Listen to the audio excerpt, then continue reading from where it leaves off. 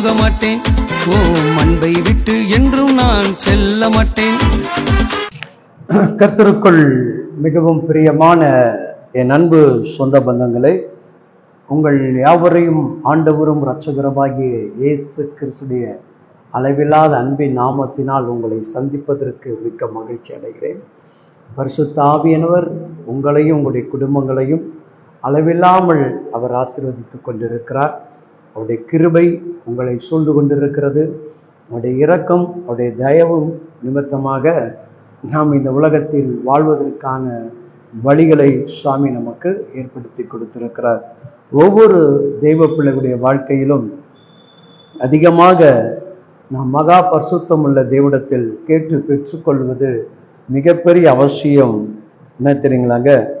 ஞானத்தையும் புத்தியும் நம்ம ஆண்டவர்கிட்ட ரொம்ப அதிகமாக கேட்கணும். இந்த கடைசி காலங்களில் நம்ம நிறைய பேர் சில நேரங்கள் ஞானத்தை தவற விடுகிறோம், புத்திகளை தவற விட்டு விடுகிறோம். அது நிமித்தமாக நிறைய இழப்புகளையும் நிறைய பிரச்சனைகளையும் நம்ம என்ன பண்ணி கொண்டிருக்கிறோம், ஒவ்வொரு நாளும் நம்ம சந்தித்து கொண்டிருக்கிறோம் இல்லையா? உண்மைதானே? பாருங்க, ஐயோ புத்தி இல்லாமல் இந்த வேலையை பண்ணிட்டேனே, ஐயோ புத்தி இல்லாமல் நான் கடனை வாங்கிட்டேனே அப்படின்னு நம்ம என்ன பண்ணுறோம். ஒவ்வொரு பிரச்சனைகள் வரும் பொழுது அந்த பிரச்சனைக்கு மூல காரணம் எதுவாக சொல்லப்படுறாங்க, புத்தி இல்லாமல் ஞானம் இல்லாமல் இதை செஞ்சிட்டேனே இல்லையா? அப்போ நம்ம உலகத்துல எவ்வளவு செல்வத்தை செழிப்பை சேர்த்து கொண்டு இருந்தாலும் சரி, ஆனா அதற்கு எல்லாவற்றுக்கும் நல்ல ஞானமும் நல்ல புத்தியும் நமக்கு தேவை. அது நமக்கு எங்கிருந்து வரும்? நம்முடைய ஆண்டவராகிய இயேசு கிறிஸ்துவிடத்துல தான் நமக்கு அந்த ஞானமும் அந்த புத்தியும் நமக்கு கொடுக்கும். அழகாக வேதம் சொல்லுகிறது. நீதிமொழிகள் 16ஆம் அதிகாரத்துல 16வது வசனங்கள் இவ்விதமான சொல்லுகிறதை நாம் பார்க்க முடியுது. பொன்னை சம்பாதிப்பதை பார்க்கிலும் ஞானத்தை சம்பாதிங்க, எவ்வளவு உத்தமமானது.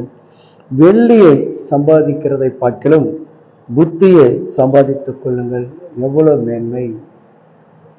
இப்போ நமக்கு ரெண்டும், ஞானமும் புத்தியும் மிகவும் அவசியம். அதான் புத்தி உள்ள ஸ்திரீயே, பூரண புருஷர்களே, ஞானத்தில் சிறந்தவர்களே, அறிவின் ஆற்றல் உள்ளவர்களே அப்படின்னு நம்ம சொல்லுகிறோம். நம்முடைய பிள்ளைகள் நல்லா படித்து இருந்துச்சுன்னா நம்ம பலர்கிட்ட என்ன சொல்லுவாங்க, என் பிள்ளைக்கு கர்த்தர் நல்ல ஞானத்தை கொடுத்துருக்கிறார். மற்றவங்க நம்மளை பார்த்து சொல்லுவாங்க, இல்லைப்பா அவன் பிள்ளைக்கு நல்ல ஞானத்தை கொடுத்துருக்கான், திறமையாக ஆடுறான், திறமையாக நடந்து கொள்ளுகிறான் அப்படின்னு சொல்லுவோம் இல்லையா? அப்போ நம்முடைய வாழ்க்கையில் எல்லாருக்கும் மிக அவசியம் ஞானம். அதனால நம்ம ஞானத்தை தவற வர்றதுனால்தான் பல துர்குணமான ஆலோசனைக்கு நம்ம அடிமையாகிறோம், சிந்திக்க மாட்டோம்.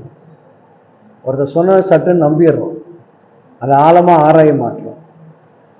இந்த ஞானம் புத்தி இருந்துச்சுன்னு வச்சிங்களேன், ஒருத்தங்க பேசுறது இவங்க உண்மை பேசுகிறாங்களா, பொய் பேசுகிறாங்களா, இல்லை அவங்க சுயநலத்துக்காக பேசுகிறாங்களா, இல்லை அவங்க ஒரு நல்ல நட்பை பிரிக்கிறதுக்காக பேசுகிறாங்களா, ஒரு வேளை நீங்கள் ஒரு சகோதர சகோதரியும் 2 பேர் நல்ல க்ளோஸாக ஃப்ரெண்டாக இருக்கலாம், நல்ல கடவுளுடைய கிருபைக்குள்ளே நீங்கள் வாழ்ந்துட்டு இருக்கலாம்.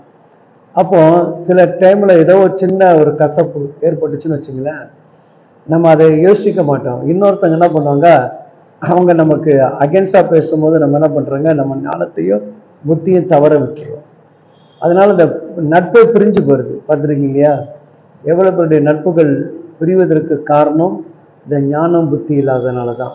யோசிக்கிற தன்மை இல்லை, சிந்திக்கிற தன்மை இல்லை, சொல்கிற காரியம் உண்மை இருக்குமா பொய் இருக்குமான்றது அந்த எண்ணமே கிடையாது நம்முடைய வாழ்க்கையில்.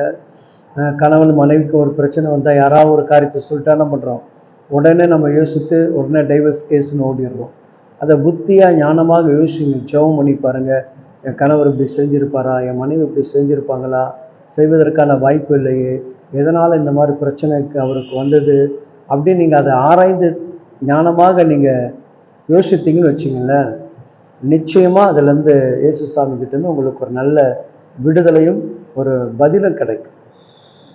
நம்ம மனுஷன் சொல்கிற காரியத்தை தான் ரொம்ப நம்புகிறோம். மனுஷன் நிறைய பித்தலாட்டம் பொய் பேசுகிறவங்க, நம்ம நல்லா இருந்தாலே பிடிக்காதது இல்லையா?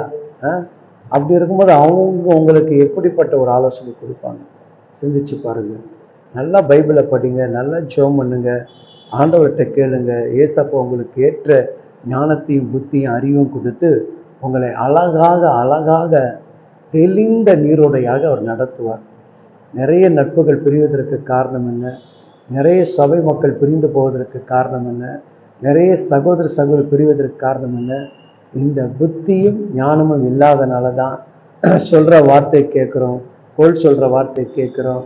ஒருத்தரை குறித்து பேசும்போது அது என்ன பண்ணுறாங்க, பெருசாக எடுத்துக்கிட்டு என்ன பண்ணுறாங்க, நம்ம ஞானத்தையும் நம்ம புத்தியும் நம்ம தவற விட்டுறோம். அதனால ஒவ்வொரு தெய்வ பிள்ளைகள் மிகுந்த கவனத்தோடு ஆண்டவற்றை கேளுங்க. இன்னும் என்னை ஞானத்தினாலும் புத்தினாலும் நிரப்புங்கப்பா. என் வாழ்க்கையும் என் தெய்வ சமூகத்தையும் ஊழியங்களிலும் திருச்சபைகளும் நான் மிகுந்த ஞானமும் புத்தியாக நடந்து கொள்ளக்கூடிய அந்த கிருபை தாங்கன்னு கேளுங்க. நிச்சயமா ஆண்டவர் உங்களுக்கு தந்து உங்களையும் உங்களுடைய குடும்பத்தையும் அவர் நடத்துவாராக. ஆமென், ஆமென். God bless you.